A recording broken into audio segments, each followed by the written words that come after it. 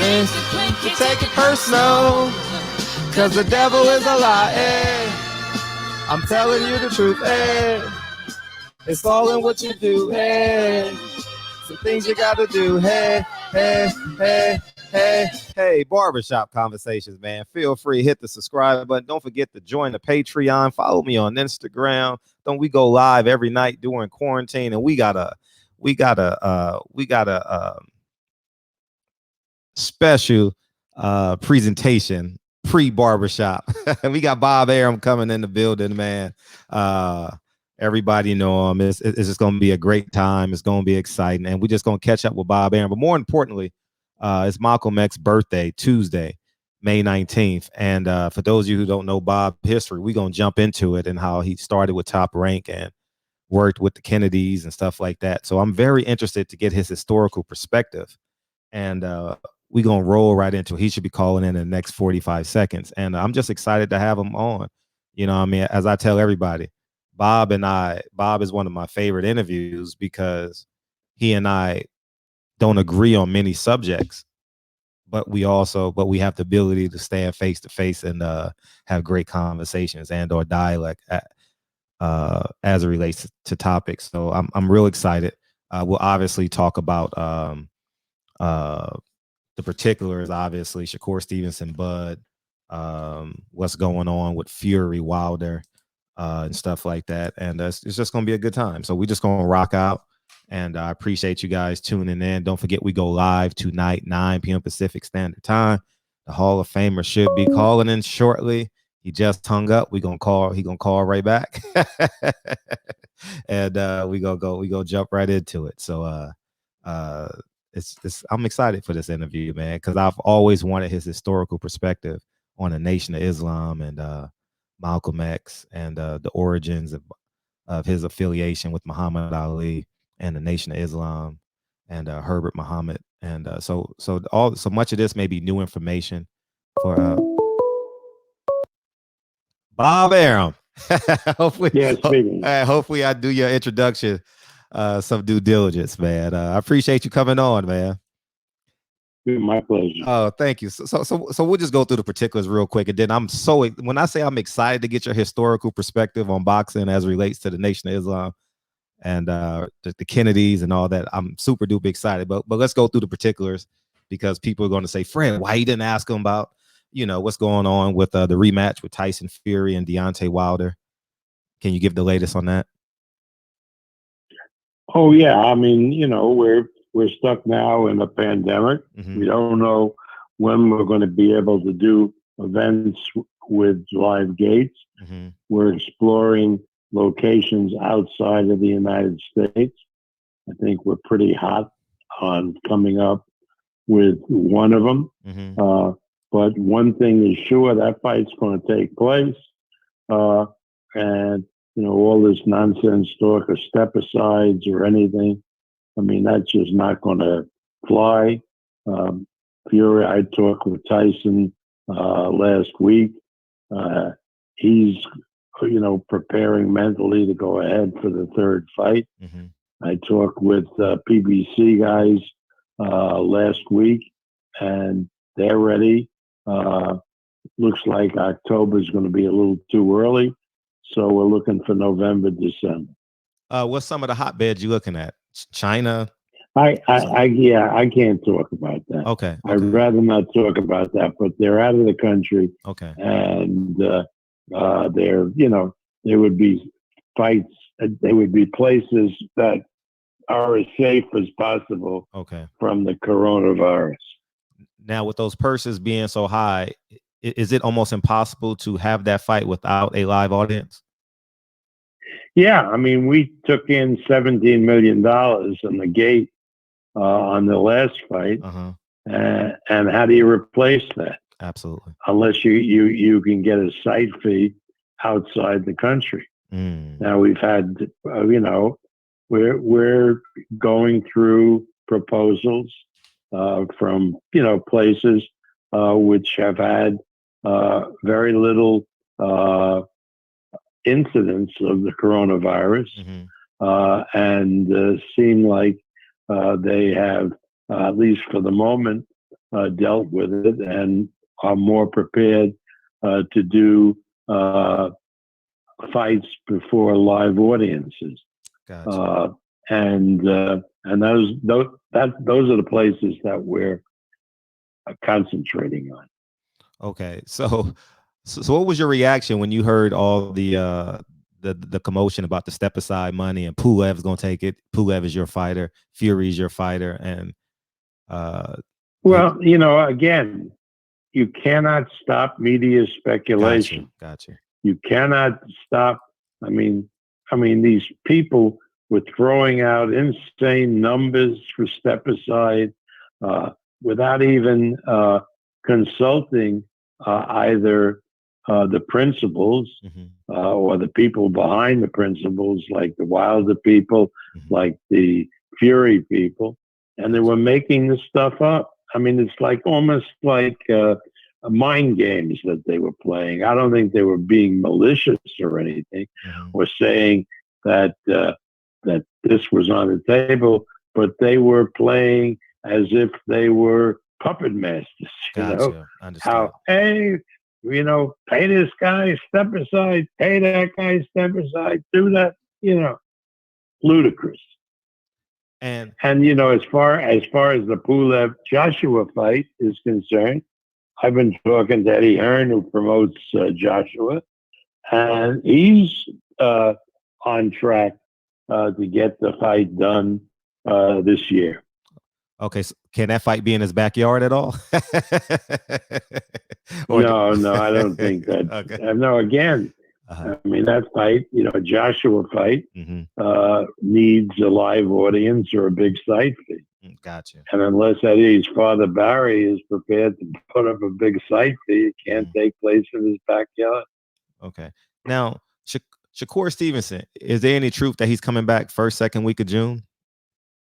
He'll be back. He'll be back in June. We'll announce the schedule once we get it approved by ESPN next week. But we've contacted James Prince, Shakur's manager. He checked with Shakur. Shakur is ready, and once we get the schedule and get everything confirmed and get the green light from the Nevada Commission, which we hope to get next week, we'll announce the schedule. What site would you use in Vegas? Is that finalized? Excuse me? Again, that isn't finalized yet, but it'll will be a ballroom in a hotel, which will be dedicated for 2 months. Oh, wow. To this fight setup. Yeah, we're not going to move around. That's genius. That's smart. Once you get, you bring in the equipment, you have the ring and so forth, the lighting. That cuts down on the expenses because you have a lot of additional expenses here. With you got to put these guys in quarantine, you got to feed them and all that sort of stuff. So and you got to test them. So yeah, we're looking at a place where we'll get for certainly the months of June and July, and maybe into August. Beautiful. Where we would do events. And correct me if I'm wrong. You're gonna put on fights every day or every Saturday? No. What we're looking at initially is twice a week, Tuesday night and Thursday night. But that could change again. Gotcha. But that's initially how we're going to start with Tuesday night prime time, Thursday night prime time. Gotcha. Now let's fast forward. I'm just going through the list real quick before I get into what I really want to. Saturday nights are the worst because they're the best for getting audiences, to getting live audiences. Because it's date night and people go out on Saturday, and during the week, Thursdays is the best night for TV. But as far as television audiences Thursday, are concerned, right? The weekday nights are much better. They get much better ratings because people are home and they watch it either before or after dinner, that kind of thing. Mhm. So, I mean, because there's a lack of other sports, live sports, Mhm. the networks want to put these fights on the best night for viewership. Yeah, because I remember when I was doing film and working with networks, 7 and 10 on Thursday nights were the most pop outside of Monday Night Football. 7 to 10 on Yeah, Thursday night is the most populous time in terms of that TV is time. correct. That Yeah, is you correct. know what I mean. That is correct. Yeah. Uh, Bud Crawford, what's going on with Bud? Well, again, we're looking for uh, a place to do his next fight. Mhm. We're talking with the Pacquiao people, working on a site to do that fight, and we'll see. Mm. Obviously, that's the guy Crawford wants to fight. Mhm. Pacquiao now says that he wants to fight Crawford. Mm. We have to find a place where we can stage the fight and a place that will put up a good site fee. Because again, Gotcha. if we're going to do, Manny wants that fight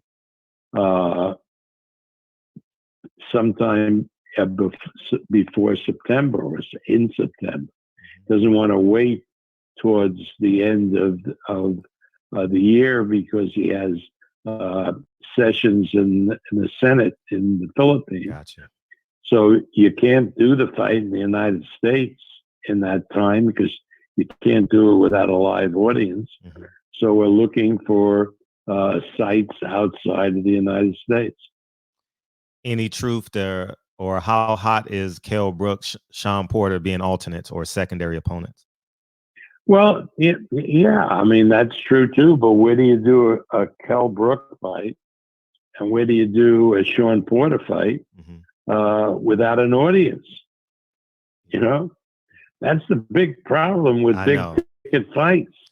You know, if you do it without an audience, and not only is it people say, well, you'll make up for it on pay-per-view. Well, not so, because uh, you all,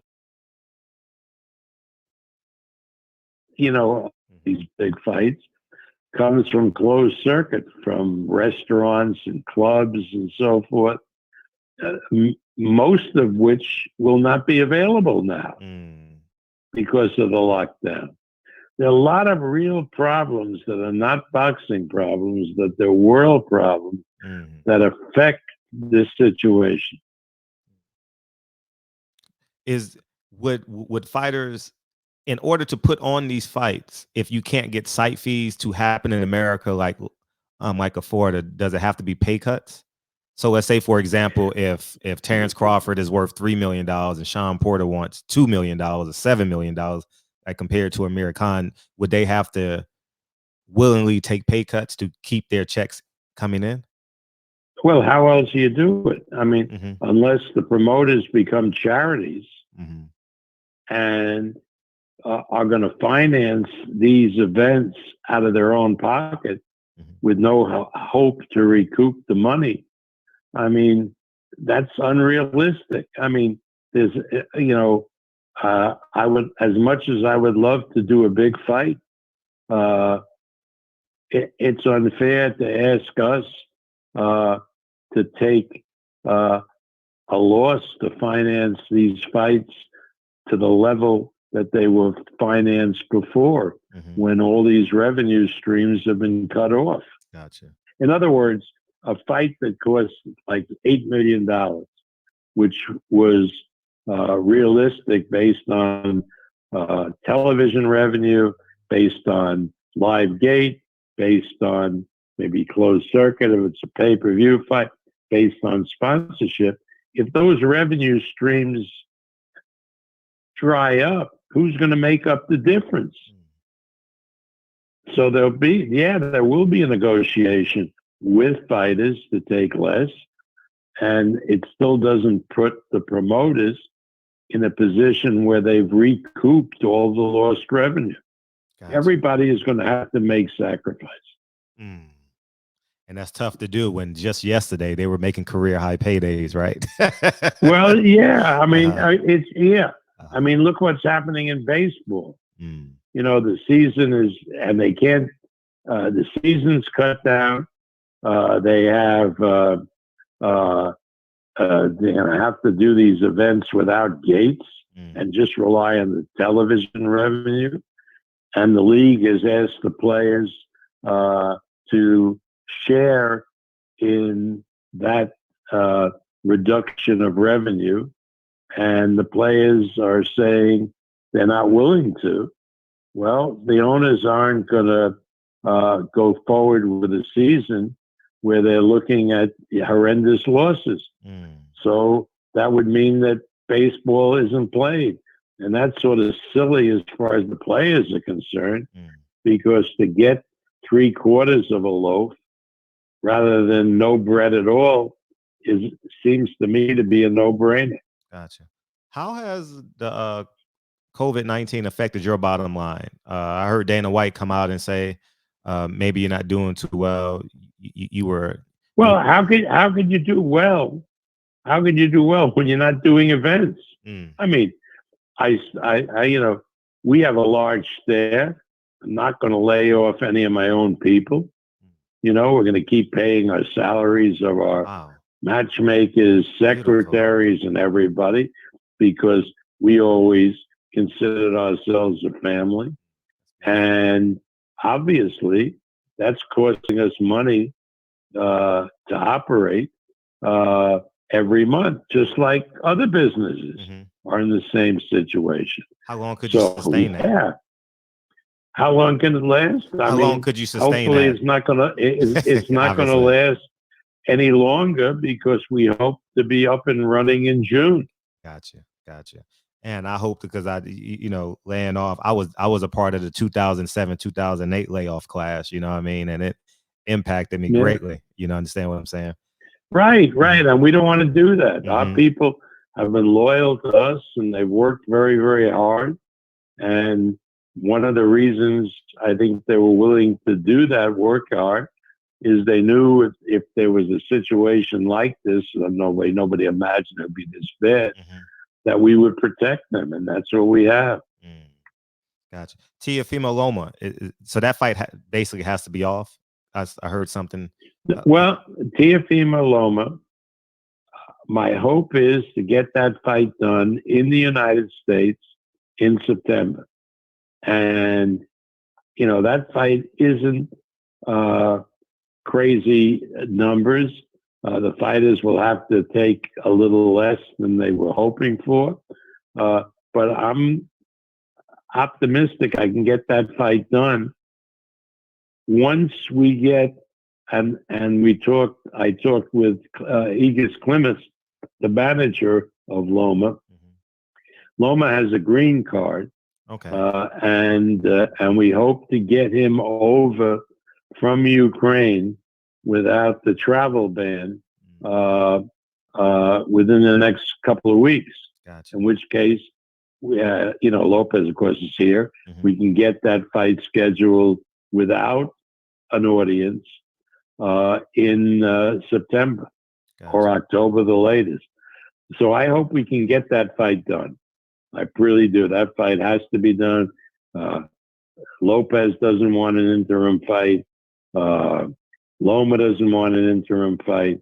So I'm optimistic I'll get that fight done. Now that we've had, the experts on as far as the ramifications of getting Loma and his father and his crew over here within the next couple of weeks, and we think it's doable. And we thought that we couldn't get any foreign fighters in, and the Maloney twins fight for us, the great bantamweight kids from Australia, and they said they'll find a way to fly over here from Australia. And we said, I don't know how you can do it. Exactly. That's what I was laughing at. But they're in a house now in Las Vegas, and they're getting tested tomorrow morning. Wow. So they there's a will, there's a way. Absolutely. They had P1 visas. So, you can't get visas now because the consulates are shut down. But the Maloney's already had visas because they were going to fight in April in the United States. Fortunate enough. So they're here. That's good. They're big attractions. Yeah. I think one of them is going to fight the kid from Chicago, Greer. Yeah. So there'll be a lot of interesting fights, And now if we know we can bring in fighters from abroad, we have Janabek, the fantastic kid from Kazakhstan. If we can get him over here, we can broaden the number of fighters. I know we're talking to Jamel Herring, the fighting Marine, and he was looking forward in June to fighting Frampton. Well, that's not possible because it's banned from England. But we're looking to have Herring fight without an audience on July 4th, because he's a Marine with 2 tours of duty in Iraq. And,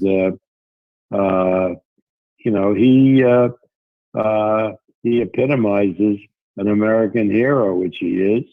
And so we'll give him the opportunity to defend his title on July 4th.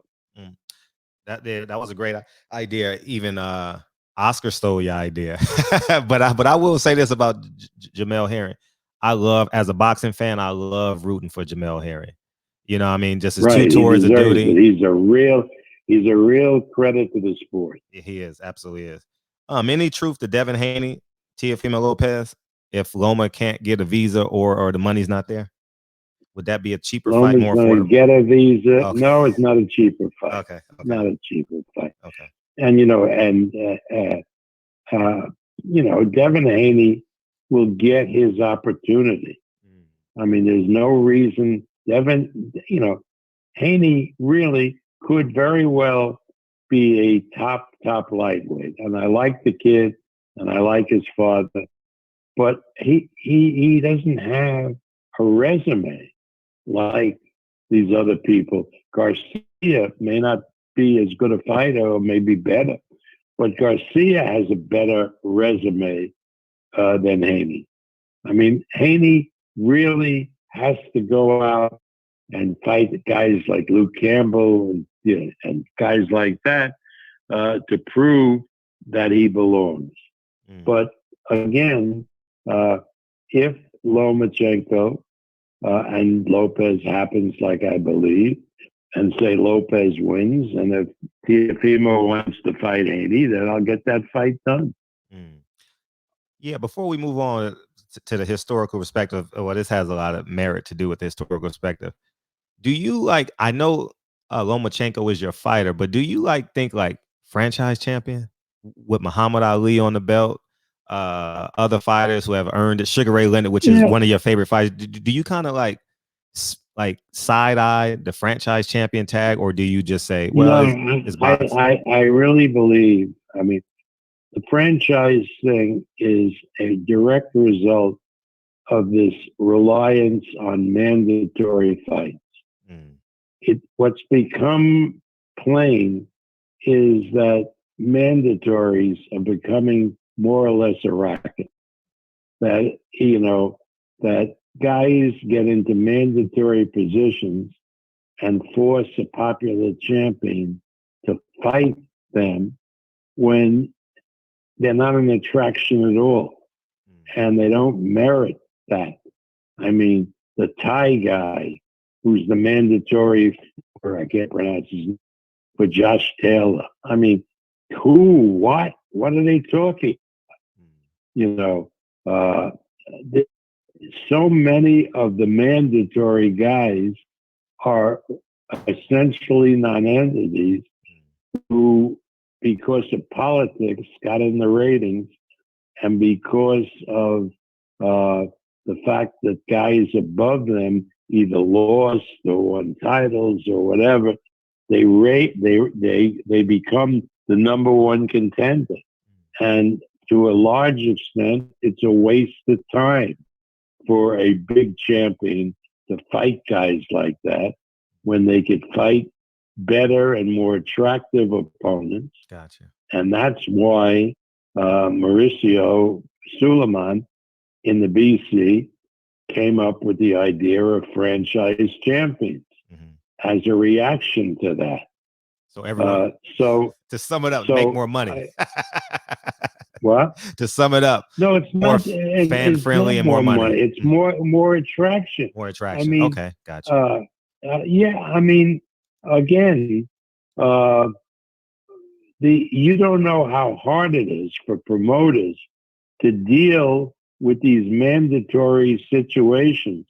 It's particularly the case with the IBF, which follows its rules scrupulously, which you got to give them credit for, but provides for a mandatory every 9 months. And therefore you have guys who nobody ever heard of. Like your guy with Earl Spence. Kind of like your guy with Earl Spence. Kind of like your guy versus Earl Spence, right? Do you promote Earl Spence mandatory? The Asian kid? If I'm not mistaken. I forgot. No. Okay, you don't. No, okay. No. No, I don't know who that is. Okay. No, but again, and I don't promote Aaron Spence, as you know. So again, if there is a guy that you don't even know his name, except that he's Asian, and he's the mandatory, that is sort of becomes not good for boxing. I mean, Spence should be free to fight top guys, not only Crawford, but maybe Garcia or somebody else, and not have to worry about fighting an Asian that nobody ever heard of. Okay. And that's why now maybe Mauricio could have handled it differently rather than to make franchise champions, but that's why he did it. Gotcha. Okay. We'll go. So we gonna shift gears. The biggest reason why I called you is because I'm a big Malcolm X guy. I'm a big fan of Malcolm. I was born in New York, and I know the Top Rank, and you had affiliation in the past. But before we get into that, talk about your relationship with Robert Kennedy and how you became attorney general, lawyer, attorney, and then I when Jack Kennedy was elected president, 1960, became president, 61. The Kennedy administration appointed Bobby Kennedy, Jack's brother, to be Attorney General of the United States. And in general, he had to bring in people who were of top caliber to be the U.S. attorneys throughout the country in different districts. And in New York, in the Southern District of New York, which is Manhattan, Bronx, Westchester, he brought in Robert Morgenthau as the U.S. attorney. And Morgenthau selected a lawyer in New York who I had worked with named Vince Broderick, who became his chief assistant.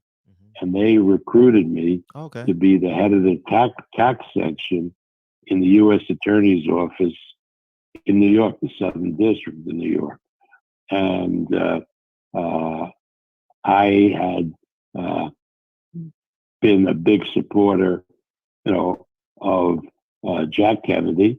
And, we were all caught up in the idea that we would do government service to help the country. I had been a tax lawyer for 4 years, and so I was very experienced, or relatively experienced in tax law. And so I came into the office in 1961, and sometime later that year,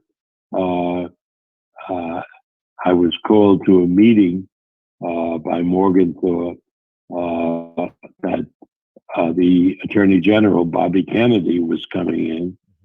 And that's when I met Kennedy, and he said that he had information, the IRS had information, that Roy Cohn, the infamous lawyer who was then acting as a boxing promoter of all things, was going to promote the first Patterson-Liston fight. Mm. And he had a scheme where he would take all the proceeds from the fight and put them offshore and pay Patterson from a company that Cohn controlled on a 17-year deferred payment basis. Oh, wow. Which was not allowed. It's allowed now, but it wasn't allowed then. And on that basis, Bobby Kennedy asked us to look into whether we could seize the funds that were going to be made on the first Patterson-Liston fight and bring the case against Cohn to recover what should have been the taxes on that fight. And we researched it, and we obviously said that we could do it, that we should do it. And I was the head of that led the seizure of funds from that fight, and he had to justify that seizure. Mm-hmm. So I took the testimony of Roy. Gotcha. While I didn't know anything about boxing, I'd never seen a boxing match. Really? So Liston Patterson was your first fight. Liston Patterson was your first fight. I know. I didn't see that fight, man. I was directing everybody in closed circuit box offices and seizing all the money from that fight. Okay. We had the biggest collections ever. We did, I think, close to $5 we seized, which is a lot of money then. Wow. And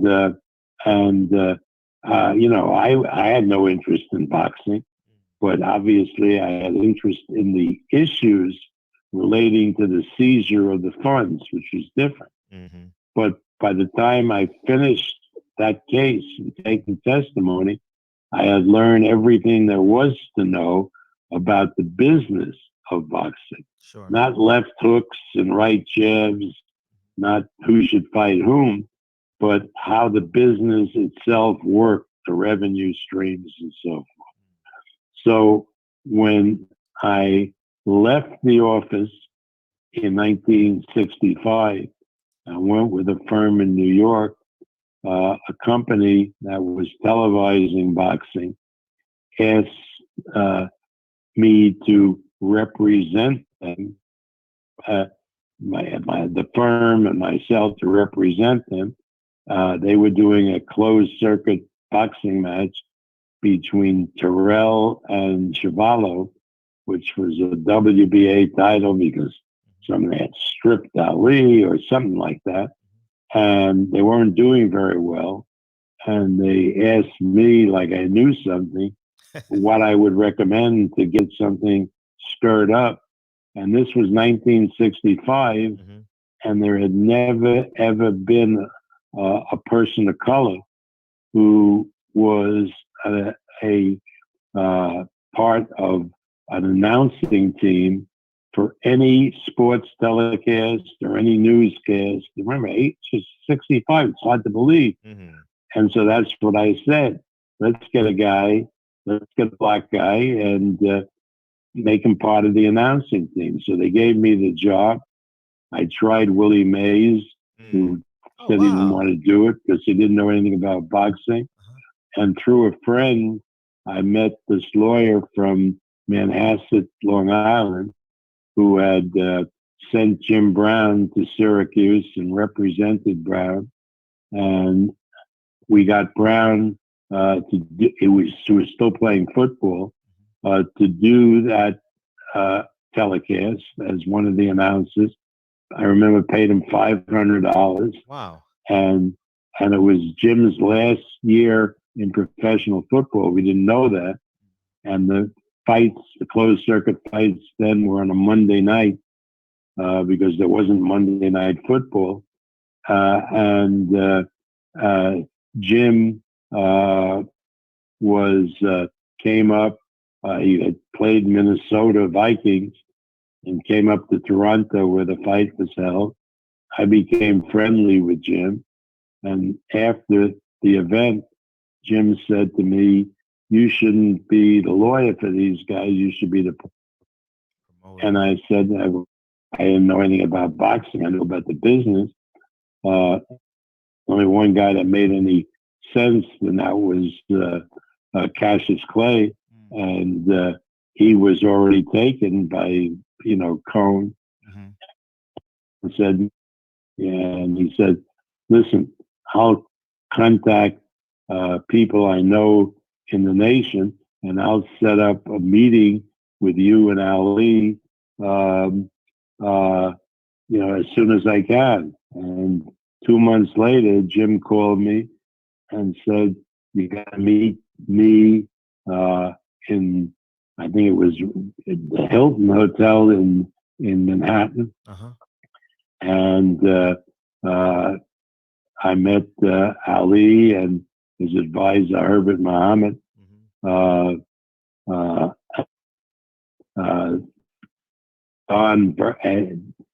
it ended up becoming Ali's lawyer and promoter.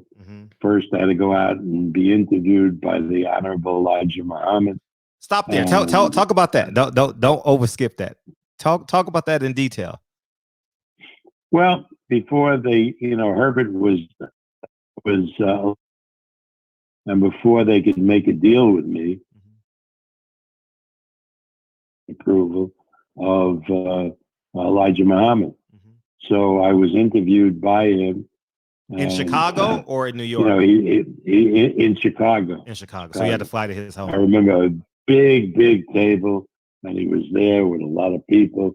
The women were like in white shawls and so forth. And he started asking me questions, and we started with a very intelligent business discussion.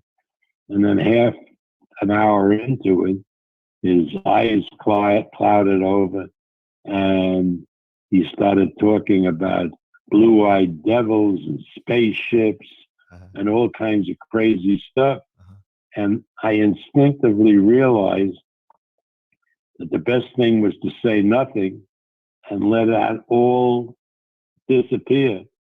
And it did in 20 minutes. And he went back and we started talking business. And that's how the discussion continued for a couple of hours. And at the end of it, Herbert was there, and Herbert got a signal that and so Herbert gave me the thumbs up, and that's how I became Ali's promoter and lawyer. Now, so it was a partnership? Was it 50-50, 60-40, 70-30, if you mind sharing, as it relates to Top Rank? How did the partnership work out between the Nation of Islam and you being Bob Arum? Well, we took 50%, and Jim was on our side. Gotcha. Jim had part of it and so forth, and I took in this, and Mike Mallitz, who knew about the technical nature of the closed circuit business, he was part of it, and they and Herbert wasn't yet Ali's manager because Ali was being managed by the Louisville sponsoring group, a group of white guys. I remember that. Who had, put up the money that started Ali as a professional. Yep. And so on our side, on their side, they had 50%, and Herbert took 30%, and they put in a guy who was secretary for the Nation at that point, and he had 20%, John Ali. John Ali. I'm looking at it right now. Yeah, John Ali. right. And when I got back to New York, I know the district attorney or assistant district attorney called me, who I was friendly with. He said, "You're out of your mind." I said, "Why?" He says, "You made a deal with them." I said, "Yeah, it seems all right." He says, "Do you know who your partner is?" I said, "Yeah, Herbert Muhammad, Elijah's son." "Yeah." He said, "Yeah, but the other guy." I said, "What do you mean, John Ali?" He says, "Yeah." He says, "Do you know, he was the guy that set up the assassination of Malcolm X." Now, I don't know if that was true or not true, but John was always suspected of that. Although my relationship with him was always, good and honorable and above board, as was my relationship with Herbert. And so again, I accepted people based on how they treated me and how my relationship was with them. And I had a very, very good relationship with Herbert, with the Nation of Islam, to all those people. A lot of people were afraid of them because they looked so tough and militant. You remember how they wore those suits and everything? Yeah. But they always treated me with great respect. Is that relationship ongoing, or when did that cease in terms of the partnership? Well, I mean, it obviously, the relationship is different. And you have to understand that when Elijah died, there was a schism. One part of the movement that remained was with Wallace, the son of Elijah, who changed the philosophy that he said, no, it would not be just for black people. It would be for all Muslims. He became a Sunni Muslim. Much different from what the nation under. And then Louis Farrakhan, who I had known as a young guy, he broke off and he retained the name Nation of Islam, and they remained as militant and maybe even more so than they had been under Elijah. Okay. So today, do you still have to honor the 50% with the Nation of Islam, or was that? Oh, no. This was a different company. And what happened was that Ali in 1967 was not allowed to fight anymore. They took away his license. And so the company that we had, Main Bout, was dissolved. And when Ali came back in 1970, Herbert came to me, and by that time the sponsoring group was out of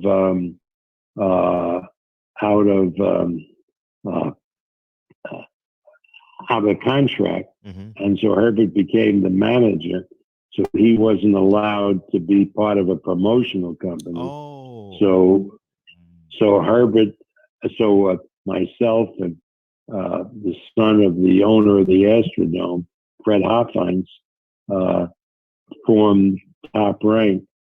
And the arrangement was that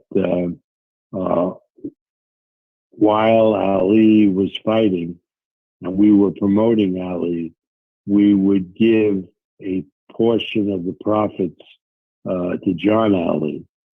But that would only be for Ali fight. And after we decided to do fights in other weight categories, they received nothing from the proceeds. Wow. Let's go back a couple. I'm fascinated by. I just want you to know that November 22nd, 1963. Talk about that day, because your relationship with the Kennedys and Dallas. Oh, yeah. I was in the office going over a matter. We had about 10 assistant U.S. attorneys sitting around, and there was a knock on the door, and another assistant who wasn't at the meeting came in, and he said, "We just heard the news. The president is..." And that obviously changed everybody's lives forever. I stayed in the office 65, decided it was time to leave. But it never was the same. Gotcha. Never was the same. I mean, there was some kind of joie de vivre that we had when Jack was president and Bobby was the attorney general and Morgenthau the U.S. attorney, that we lost after that.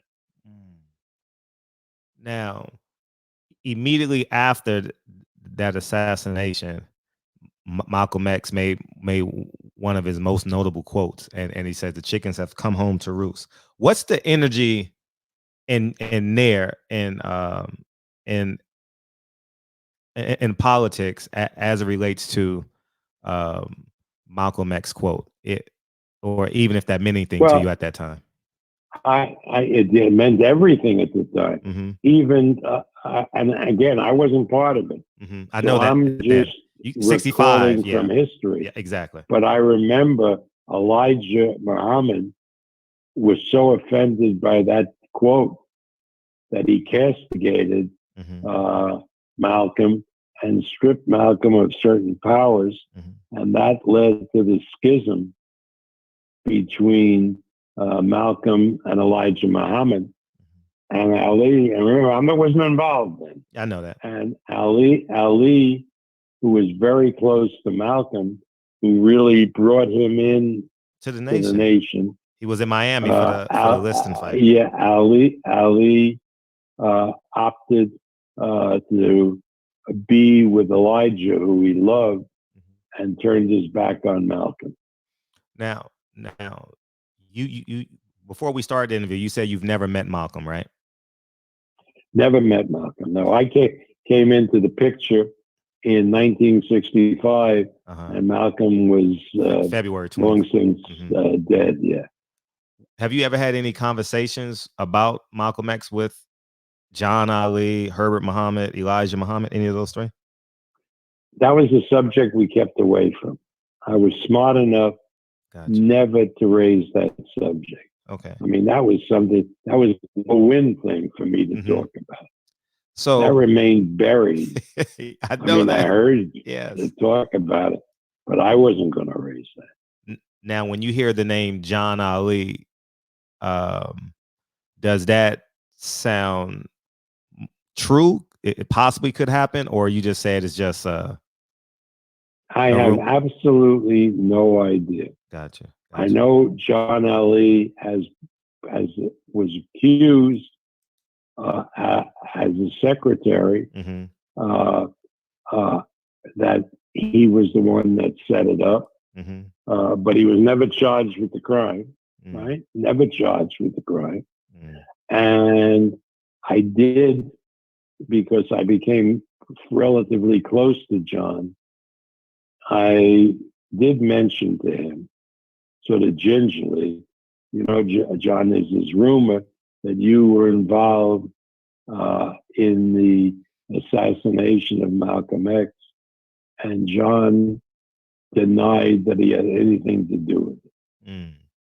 I mean, that I'll say, and he seems sincere, but I wouldn't know.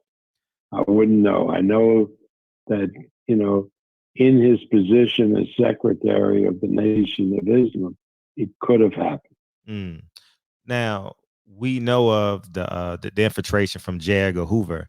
Did you ever meet J. Edgar Hoover, by the way? No. Never met him? Okay. No. Now, do you believe, just off of, if you look back at history, do you think it was just a independent assassination of Malcolm X, or do you think it was a government entity that had something to do with it? It was not a government entity. I assure you of that. It was not a government entity. These were two members of the Nation of Islam that assassinated Malcolm X. No question. Who put them up to it, how it was put up to it, that remains clouded in history, just like who put Oswald up to assassinating the president. Those are issues that are room for speculation. But again, definitively, we don't know. but I find it really hard to believe that the government had anything to do with assassinating Malcolm X. Because what happened after the chickens coming home to roost statement and the blow up with Elijah, Malcolm, who was suspended by the nation, then went overseas and became a serious Muslim Sunni Muslim follower. Yeah. And when he came back to the United States, he was preaching a brand of Muslim that was much softer and much more inclusive than the one that Elijah was preaching. In other words, when Malcolm, at the time that he was killed, was not preaching a violent revolution and so forth. Absolutely. It was a much more religious kind of preaching, Muslim preaching, than even Elijah was doing. So the idea that the government would then try to arrange for an assassination of that Malcolm is, to my mind, not realistic. Yeah, he even changed his name from Malcolm X to El Haj Malik El Shabazz. You know what I mean? Yeah, exactly. He became more of a traditional Muslim. Now, if we look back to, I'm going to come back to Malcolm, but to close up 1963, what do you think happened in 1963? Do you think it was a government hit, or do you think it was an independent? Like, because I told you, I don't believe it was a government hit. I'm talking about John F. Kennedy. Talking about John F. Kennedy now. Oh, John F. Kennedy. Assassination of the president. I always believed that Oswald acted alone, but was being paid by the Cuban government. I really believe that Castro was behind it. I always believed that, and I studied the Warren Commission report. Gotcha. And I really believe that Castro was doing it out of self-preservation. Gotcha. Because the Kennedy administration was doing whatever it could to assassinate Castro. Gotcha. You know, the crazy things. They had enlisted the mob guys to send Castro exploding cigars, that type of thing. I remember because the mob guys were angry at Castro because he had closed up the casinos in Nevada, costing them hundreds of millions of dollars. Gotcha. You know why I asked that? Because when I went to cover the Spence Mikey Garcia fight, I actually went to the I actually went to the 6-4 depository, and I've been there. Yeah, and I played my phone, literally played my phone, and I was looking at the angle at which Lee Harvey Oswald was. I was wondering, how did Kennedy head go in that direction if he's behind him? You know what I'm saying? No, no, I don't know what you saw and what you did, but read the Warren Commission. Oh, I will, report. and I have. And those shots were clearly consistent with the shooting from that window. You know, again, we can all read it because they had, big scientists do it and so on. And the shots, I mean, there is no doubt in my mind that Oswald fired those shots. That those shots are what killed Kennedy. What there is a doubt about is the motive. Who put Oswald up to it, and that motive was eliminated. It was when Jack Ruby, of all people, killed Oswald while Oswald was in police custody. Yep. Walked Now, right up to him. who was Jack Ruby, other than a minor mob figure? How that happened? Was that just coincidence? I don't believe so, but I can't figure that out. Okay. But obviously, Oswald was eliminated to silence him. So we could never figure out what the real motive was. Gotcha. Now, jump back. I just want to close that case. Jump back to 1964. After, so I'm assuming after the Liston Ali fight down in Miami, right? Yeah. Again, I'm not in the picture. I know that. I'm just getting your perspective. I know. I'm just asking your perspective. Yeah. So, Malcolm and Muhammad Ali are based off of my history and the pictures that I saw. It looked like they had a family vacation. They were interacting. Did you see a wall built, or did you ever have a conversation with Muhammad Ali as it relates to his choice of Elijah Muhammad and ceasing his relationship with Malcolm X? He believed that Elijah Muhammad, he worshiped Elijah Muhammad. I mean, clear, without reservation, whatever Elijah said went. I mean, when Ali made the draft statement that he wouldn't go into the army because they never used the N-word and so forth, the Viet Cong, and Herbert and I, got Ali to come back to Chicago to go before the Illinois Commission, and hopefully get him to tone it down. He went to see Elijah, and Elijah gave him advice not to do that. And at great financial loss to him, he followed Elijah. Whatever Elijah said went with this guy. Gotcha. He looked at Elijah as the true messenger of God. Overstood. Did you ever have any talk about okay, let's close this. Did you ever have any conversations with Ali as it relates to Malcolm, just as that being a topic? No. Can you go into I stayed away. Oh, he stayed away. Okay.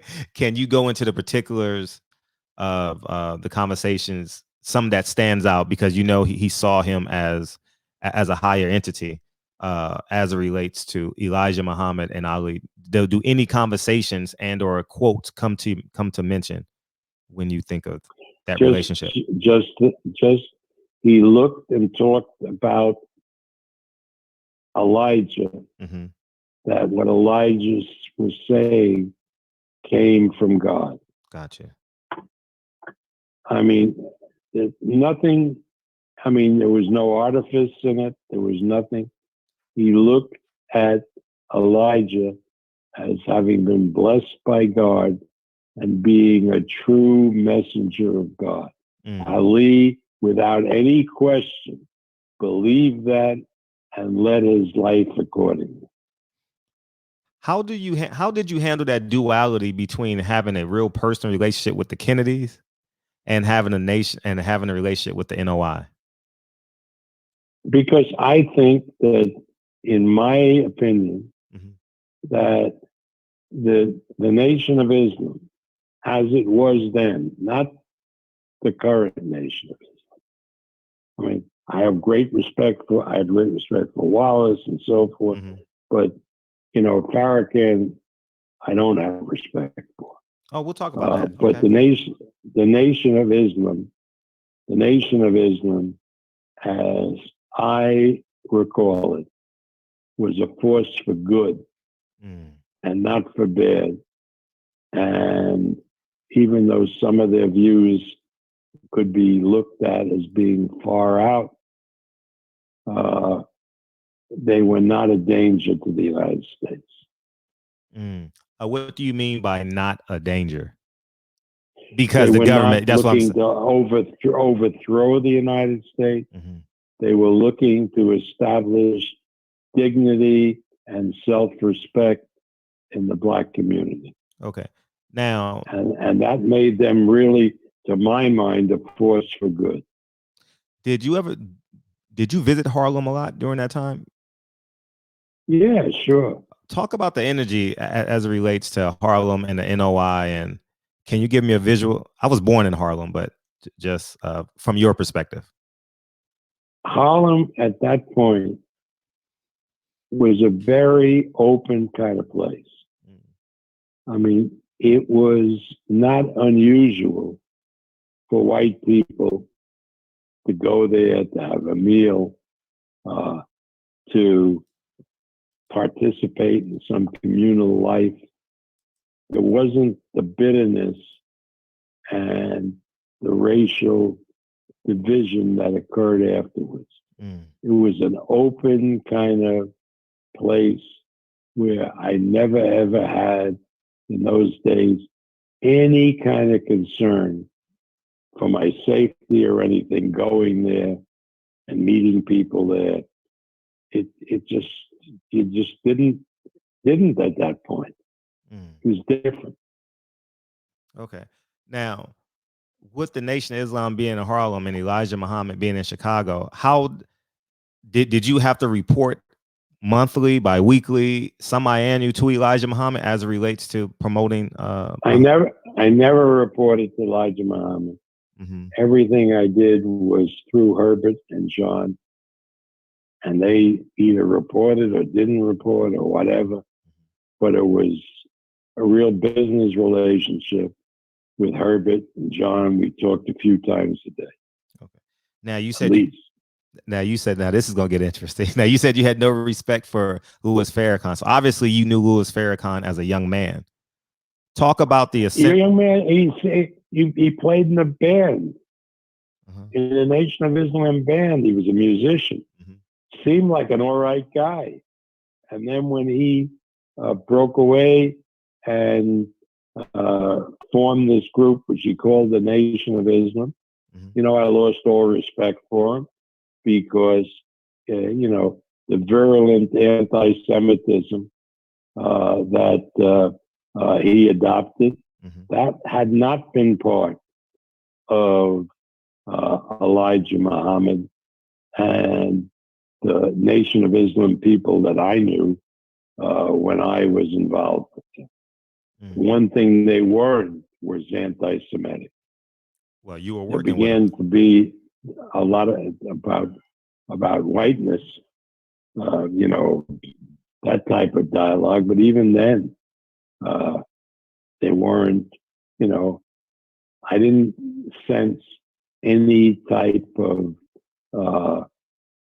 real serious racial animosity. What was the last conversation you had with Louis Farrakhan, or if you've had any? I really hadn't since he was a kid, a young guy. I know I talked to him, and he was sort of charming guy. But I haven't talked to him in about 40 years, I'm sure. Now, the week before Malcolm was assassinated, his home was bombed, and they said that Farrakhan had ties to that. Obviously, the assassination as well. Some people say he may have had ties to that. Obviously, you said what you said about the assassination, but about the bombing of I have no idea. I wasn't involved with them then, but again, Farrakhan was a loyalist, a moral to Elijah. I think Farrakhan was related to Elijah. And if he had any role in the bombing, which was the first time hearing about it, it wouldn't surprise me because I really believe that Malcolm was assassinated as part of a dispute that he was having with Elijah and Elijah's people. I believe that. But again, I wasn't around then. So, again, this is something I sort of felt afterwards. How many fights you promoted with Ali? 25 or 26, something like that. What was the last one so I can get the historical perspective? The last one was I promoted both of the Ali Spinks fights. So the last one was in New Orleans in September of '78. And he retired, as he agreed with me that he would do. And then he came back a couple of years later to fight Larry Holmes. And he had another fight which he shouldn't have taken. And but again, when he lost to Spinks the first time, I agreed to promote a second fight against Spinks, provided Ali would retire, which he agreed to do, and then changed his mind 3 years later. So you had him from the second Sonny Liston fight to the Larry Holmes fight? No. Friend, not the second. There was one other fight where he fought Floyd Patterson in Las Vegas. I had him from that fight on until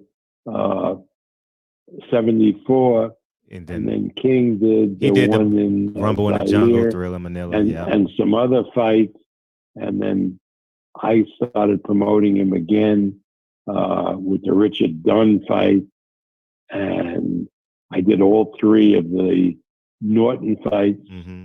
One was in '76, and Ali, both Ali's biggest fights. But in the interim, after '74, King did a number of the Ali fights as well. Do you believe it was the boxing, or was his DNA or genetics that created the Parkinson's?